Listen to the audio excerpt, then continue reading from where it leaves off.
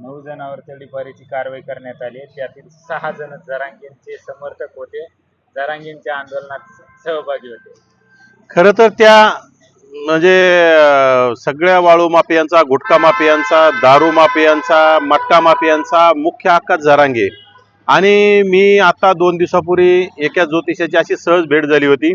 त्या ज्योतिषाकडे चर्चा सुरू होती काही लोकांची. त्यांचं म्हणणं आलं की आता जरांगेच्या मागे आता येणाऱ्या काळात मोठी साडेसाती लागलेली आहे आणि जरांगेला लवकरच कुठतरी म्हणजे जेलची हवा खायला जावं लागणार आहे. कारण की गेल्या 2 वर्षात जे पाप केलेत, गेल्या 2 वर्षात जे गोरगरिबांचे घरं मोडण्याचं काम केलं, हॉटेल जाळण्याचं काम केलं, माझ्या नावी समाजाची दुकानं जाळण्याचं काम केलं, याचं पापाचा घडा भरलेला आहे. आणि आता तो पापाचा घडा भरल्यामुळं नक्कीच जरांगेला सुद्धा जेलमध्ये जावं लागणार आहे.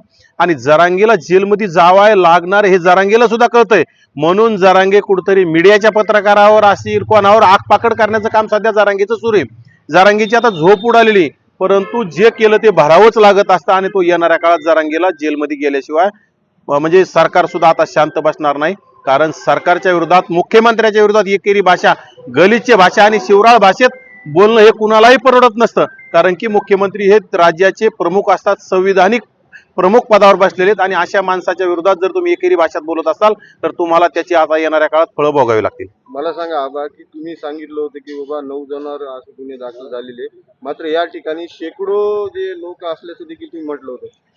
यामध्ये शेकडो लोक आहेत ना. आता 9चा टप्पा आहे, 9, 9, 10, 10, 20, 20चे टप्पे आता टप्प्याटप्प्याने एका टाकतील आणि जरांगे पाटलांचा नंबर शेवटला लागेल ना. कारण की आता जरांगेंचे जे साईडचे सगळ्या बगला आहेत त्या काढून घेण्याचं काम सुरू आहे सरकारचं.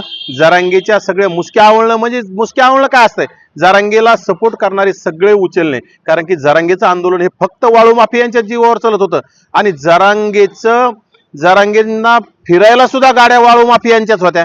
कारण की तुम्हाला सगळं जर पाहिलं, तपासात जर केलं आणि जरांगेचा जर शिडीआर तपासला तर जरांगेचं सगळं बोलणं वाळू माफियांशी झालेलं आहे. त्यामुळं जरांगेचे सगळे शिडीआर सुद्धा सरकार तपासणार आहे आणि नक्कीच सरकारने सगळं तपासलं पाहिजे. कारण की जर राज्य शांत ठेवायचं असेल, राज्यात जातीवाद जर पुन्हा उफाळून आणायचा नसेल, राज्यातील मराठा असेल, बहुजन एकत्र जर नांदवायचे असतील तर जरांगे सारख्या 42 माणसाला जेलमध्ये टाकल्याशिवाय सरकारला पर्याय नाही. आणि जर संविधानिक पदावर बसणाऱ्या लोकांवर जर आरेरावीची भाषा होत असेल, जिल्ह्याच्या जिल्हाधिकाऱ्यावर जर आरेरावीची भाषा होत असेल आणि महसूल प्रशासनाच्या लोकांवर जर हल्ले होत असतील तर त्या हल्ल्यामागे सुद्धा माझं मत आहे जरांगेची झुंडशाहीचे लोकच आहेत, ज्यांना कुठतरी दबाव टाकून सगळ्या गोष्टी करायची सवय लागलेली आहे.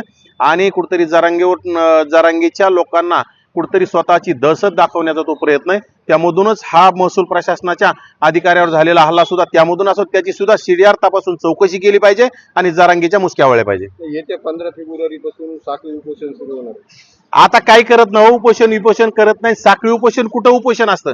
उपोषण खरं ओरिजिनल जरांगेत दम असेल ना तर जरांगेने पुन्हा आमरण उपोषण करावं. आणि आमच्या त्या उपोषणाला जरांगेच्या शुभेच्छा आहेत. फक्त 2 दिवस करायचं, 2 दिवस घरी बसायचं, हे जरांगेने नौटंकी बंद करावी. मराठा समाजाची, भोळ्या भाबड्या गरीब मराठा समाजाची फसवणूक जरांगेने बंद करावी. कारण उपोषण करायचं असेल, जरांगेला जर खरंच मराठा समाजाला न्याय द्यायचा असेल तर जरांगेने कंटिन्यू आमरण उपोषण, जोपर्यंत मराठा समाजाला न्याय मिळत नाही तोपर्यंत, रक्ताच्या शेवटच्या थेंबापर्यंत जरांगेने उपोषण करून दाखव. तरच जरांगेला खरंच मराठा समाजाची कुठतरी कळकळ दिसून येईल. नाही तर कुठतरी जरांगेचं आंदोलन स्वतःचे सहकारी, स्वतःच्या मेवण्याला वाचवण्यासाठी केलेलं जे प्रयोग असतात, मागच्या उपोषणात मेवण्याला वाचवण्यासाठीच केलेला प्रयोग आहे. आणि येणाऱ्या काळात जरी त्यांनी साखळी उपोषण केलं ना तर त्यांची जी गुंड प्रवृत्तीचे सहकारी त्यांना वाचवण्यासाठी केलेला प्रयत्न असेल, परंतु त्याच्यामध्ये काही होणार नाही. साखळी उपोषणाकडे प्रशासनाचं लक्ष लागणार नाही. कारण की प्रशासनाला माहिती आहे सकाळी पोटभर जेवण करून उपोषणाला बसणाऱ्या लोकांना काही होत नसतं, त्याला उपोषण म्हणत नाही. साखळी उपोषण महाराष्ट्रात अनेक जण करत असतात, त्याचा काही फायदा नसतो.